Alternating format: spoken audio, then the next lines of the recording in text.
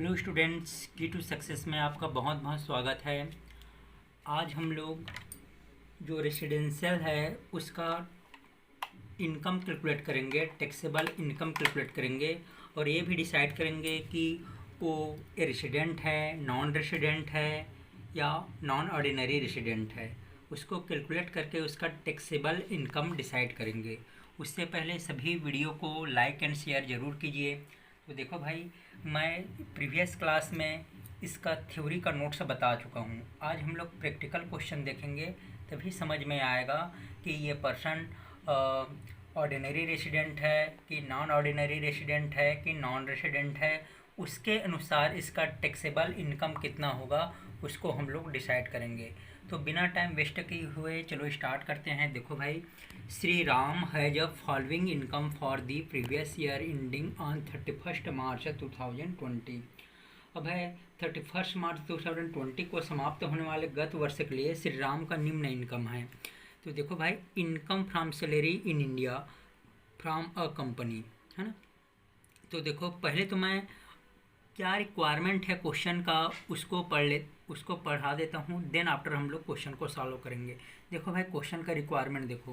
Question का requirement ये है, compute the grass total income if he, अगर वो रेसिडेंट हो, है ना, अगर वो भारत का क्या हो, निवासी हो, नॉन ऑर्डिनरी रेसिडेंट असाधारण निवासी हो, और क्या हो, नॉन रेसिडेंट अनिवासी हो।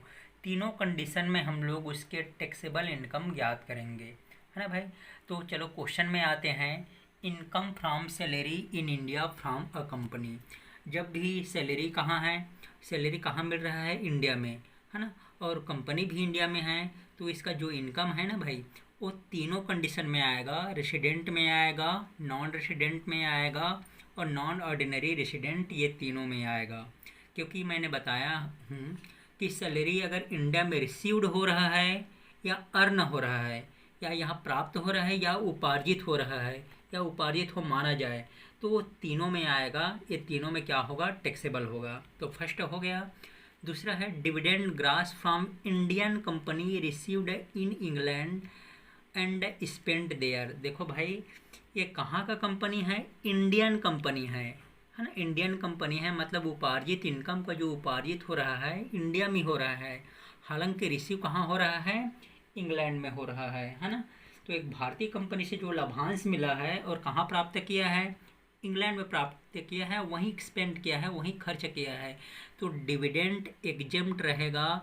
Resident, non ordinary resident, non resident, तीनों के केस में एग्जेम्प्ट रहेगा। क्योंकि भाई ये कंपनी कहाँ सिचुएटेड है, एक कंपनी इंडिया में सिचुएटेड है, क्योंकि इंडियन कंपनी है। कैसा कंपनी है, इंडियन कंपनी है, एग्जम्प्ट रहेगा, कर मुक्त रहेगा, ये किसी भी में भी नहीं आएगा, टैक्सेबल नहीं होगा। तीसरा देख लेता हूँ, income from house property in India received in Pakistan. देखो भाई, हाउस प्रॉपर्टी कहाँ पे है, इंडिया में है, लेकिन रिसीव्ड कहाँ हो रहा है, पाकिस्तान में। अभी मैंने बताया हूँ ये उपार्जित कहाँ हो रहा है, अर्न कहाँ हो रहा है, इंडिया में। तो और जैसे ही इंडिया में रिसीव या उपार्जित या अर्न दे दिया रहेगा ना, तो ये इनकम तीनों में आएगा। ठीक है भाई, ये कहाँ आएगा, तीनों में आएगा। Next, dividend from foreign company received in England and deposit in a bank.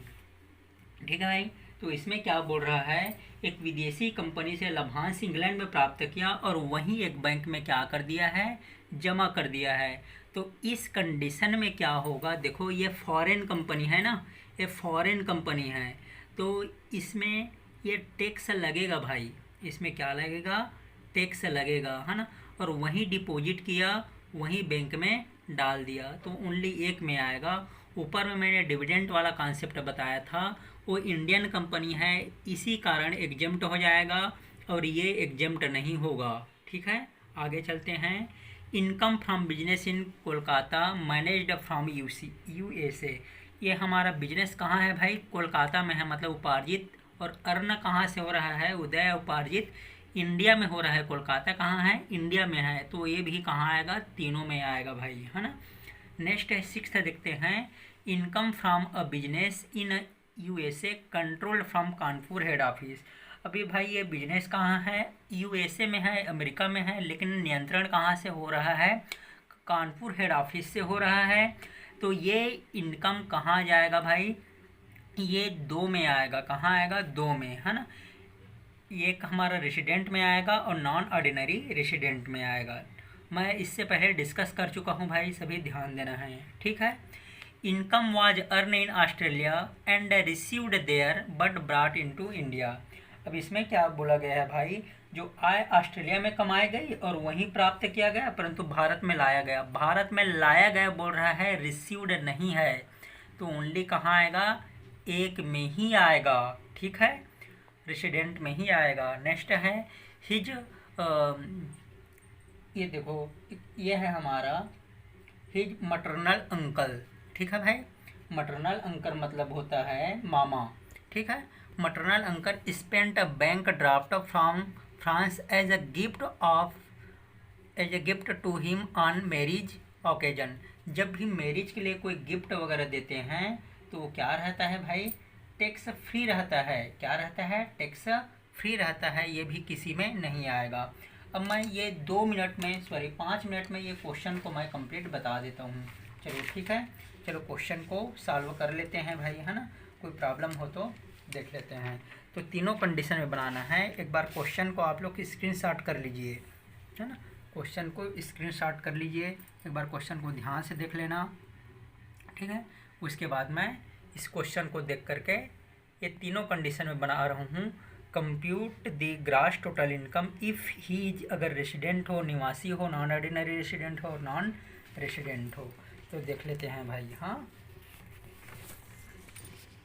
तो ये है हमारा, अब ये इसमें इनकम, हाँ, किस किस केस में, ordinary resident, non ordinary resident और नॉन रेसिडेंट। इसको बोलते हैं साधारण निवासी, ठीक है भाई, असाधारण निवासी और उसके बाद है ये अनिवासी। ये तीनों कंडीशन में बनाना है। तो पहला क्या बोला है भाई, पहला है ना, इनकम फ्रॉम सैलरी। देखो, income from salary in India from a company. अब ये सैलरी इंडियन कंपनी से प्राप्त हो रहा है, तो किस में आएगा, सभी में आएगा। ये आपका 1 लाख इसमें भी आएगा, 1 लाख इसमें भी आएगा और 1 लाख इसमें भी आएगा, कोई समस्या नहीं है। दूसरा कंडीशन में देखता हूँ भाई, दूसरा में dividend gross from Indian company. कौन सी कंपनी है, इंडियन कंपनी है ना। तो इंडियन कंपनी का डिविडेंड क्या हो जाएगा भाई, ये इंडियन कंपनी है ना, डिविडेंड इंडियन कंपनी है, तो क्या हो जाएगा भाई, ये एग्जम्प्ट हो जाएगा, है ना, कर मुक्त हो जाएगा। यहाँ पे भी कर मुक्त, ठीक है, कोई टैक्स नहीं लगेगा। नेक्स्ट तीसरा पॉइंट क्या बोलता है, देख लो, income from house property in India. तो हाउस प्रॉपर्टी इंडिया में है, हालांकि रिसीव कहाँ हो रहा है, पाकिस्तान में, लेकिन उपार्जित कहाँ हो रहा है भाई, इंडिया में हो रहा है। तीनों में आएगा। कितना है, इसका अमाउंट है 40,000, इसका भी 40,000, इसका भी 40,000, है ना। नेक्स्ट फोर्थ पॉइंट क्या बोलता है, dividend from a foreign company. अब ये डिविडेंड कौन से कंपनी का है, फॉरेन कंपनी का है, और इंग्लैंड में प्राप्त किया और वहीं बैंक में डिपॉजिट कर दिया। तो ये फॉरेन कंपनी का जो डिविडेंड है टैक्सेबल होगा। तो ये आपका ओनली रेसिडेंट के केस में आ जाएगा। कितना दिया है अमाउंट, 20,000, बाकी में ये नहीं आएगा। फिफ्थ क्या बोला है भाई, देखो, fifth, income from a business in a Kolkata managed from USA. लेकिन देखो, बिजनेस कहाँ है भाई, बिजनेस तो कोलकाता में है ना, इंडिया में हो रहा है, मतलब यहीं उपार्जित हो रहा है। तीनों में आ जाएगा, पांचवा भी तीनों में आ जाएगा।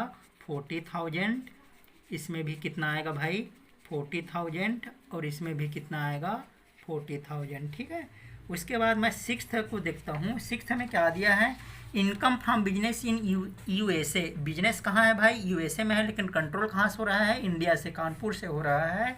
तो ये जहाँ पे कंट्रोल नियंत्रण अगर भारत से हो रहा है तो 2 में आएगा, क्योंकि उसका बिजनेस बाहर में है। मैं डिस्कस कर चुका हूँ ये सबको।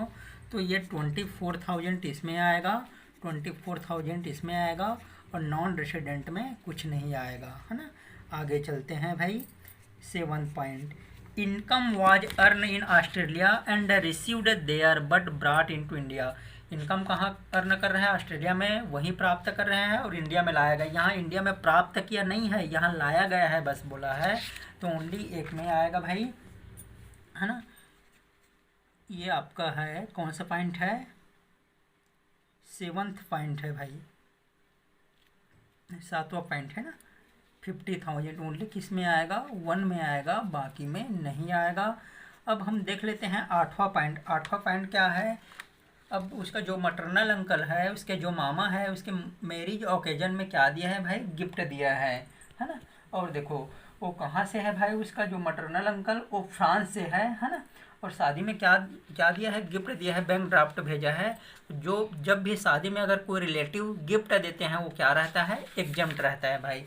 तो जो गिफ्ट दिया गया है ना मटरनल अंकल उसके मामा के द्वारा, उसके मामा के द्वारा जो गिफ्ट दिया गया है वो क्या रहेगा, कर मुक्त रहेगा। यहाँ पे एग्जम्प्ट लिख देता हूँ, यहाँ पे एग्जम्प्ट टैक्सेबल नहीं होगा, ठीक है, नॉट टैक्सेबल, ठीक है भाई। अब हम लोग क्या करते हैं, कैलकुलेट करेंगे, है ना। तो देखो टोटल इसको कैलकुलेट कर लेते हैं, कितना आएगा ध्यान से देखना है।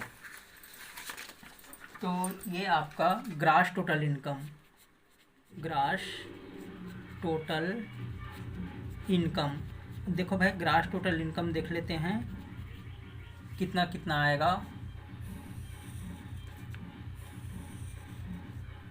अब ऐड करते जाते हैं ना, ये हो गया 140 हो गया, 140 और 20 कितना हो गया, 160, 160 और 40 हो जाएगा आपका, 160 और 40 कितना होगा भाई, 160 और 40 होगा आपका 2 लाख 2 लाख हो जाएगा ना।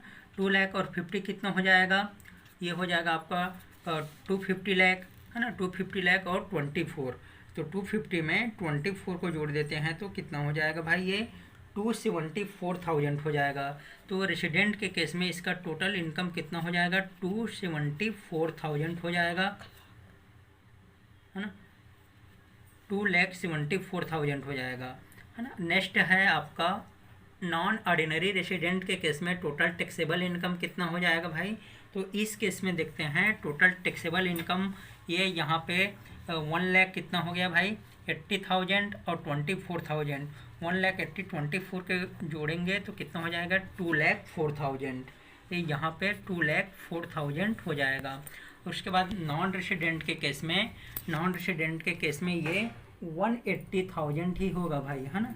तो हम लोग तीनों कंडीशन में इसका इनकम को कैलकुलेट किए हैं। तो इस केस में 2,74,000, इसमें 2,04,000, इसमें 1,80,000 आया। ये हमारा फर्स्ट क्वेश्चन क्या हो गया भाई, ये फर्स्ट क्वेश्चन कंप्लीट हो गया। अब देखते हैं नेक्स्ट क्वेश्चन को, तो ध्यान देना है नेक्स्ट क्वेश्चन,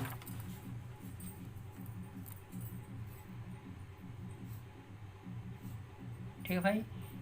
हाँ, अब नेक्स्ट क्वेश्चन शुरुआत करते हैं हम लोग।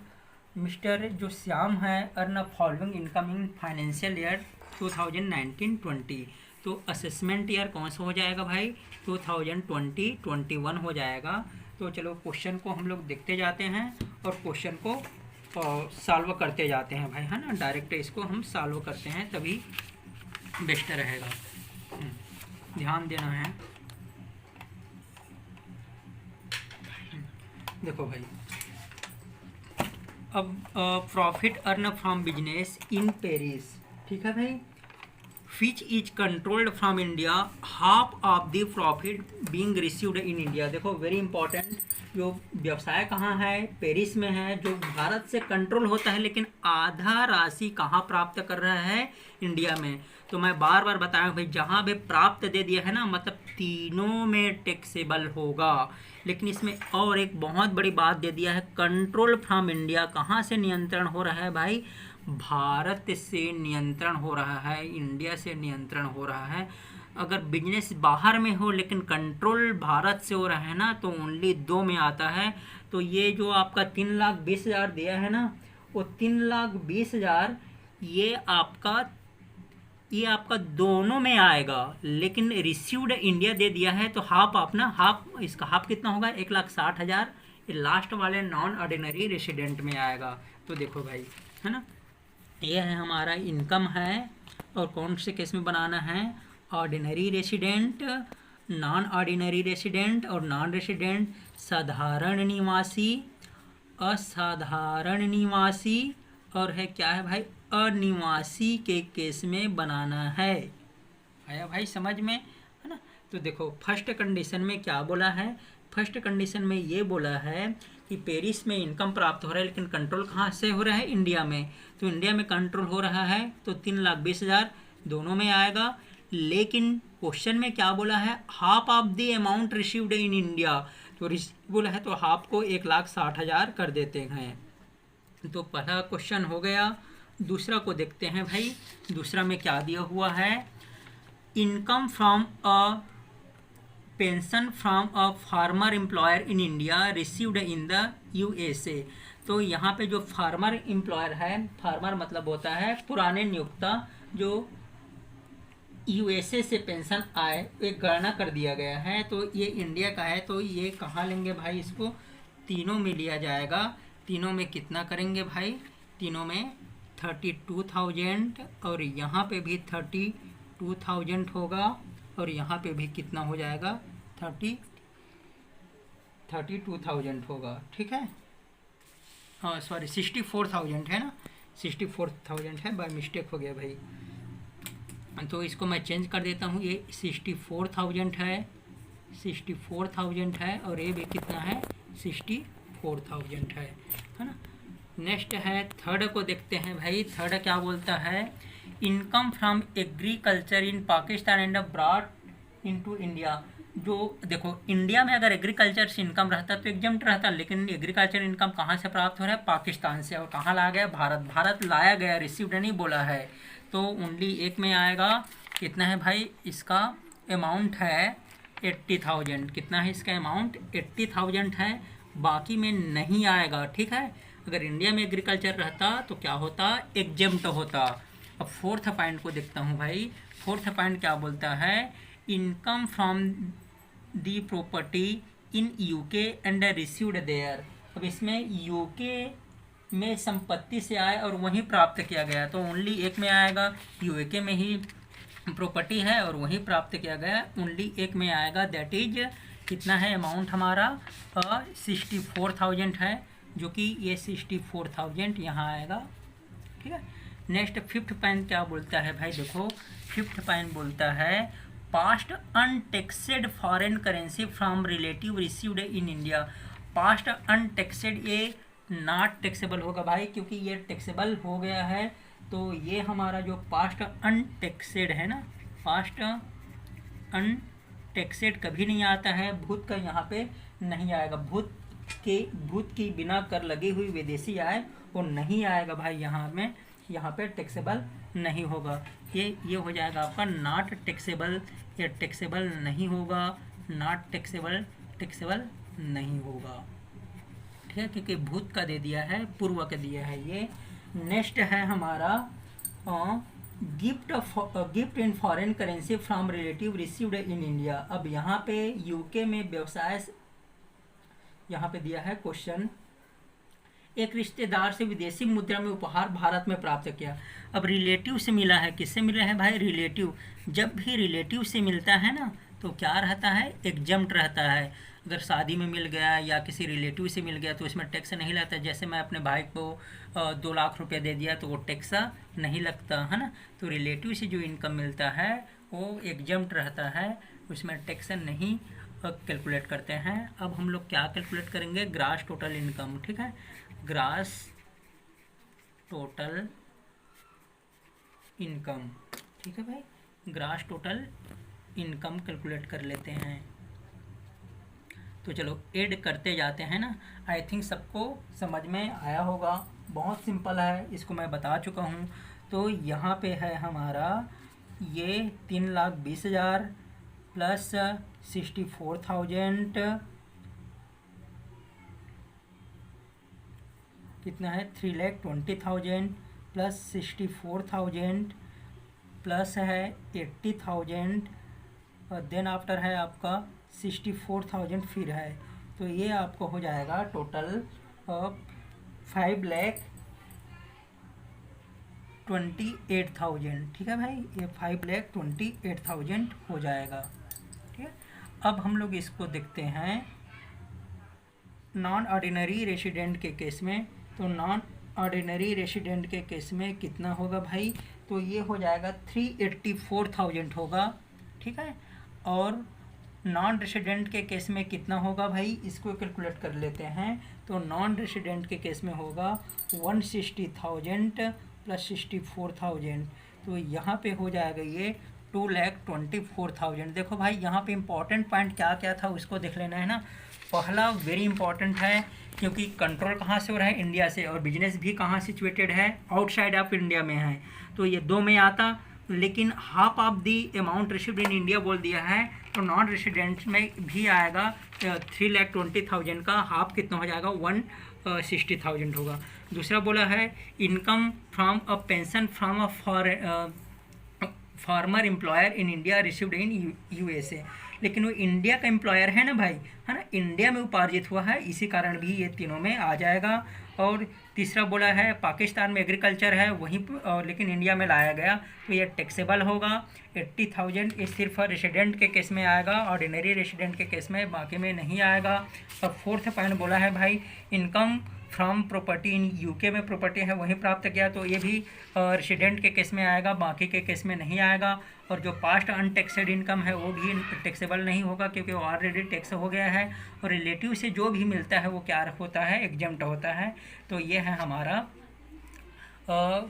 जो रेसिडेंट है, नॉन ऑर्डिनरी रेसिडेंट है और नॉन रेसिडेंट है, उसका टैक्सेबल इनकम निकालें, है ना, ग्रास टोटल इनकम निकालें।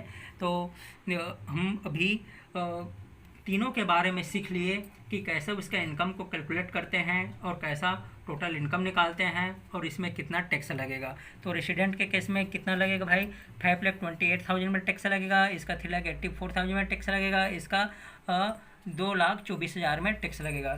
थैंक यू दोस्तों, वीडियो को लाइक एंड शेयर ज़रूर कीजिए भाई, है ना। और ये है हमारा क्वेश्चन।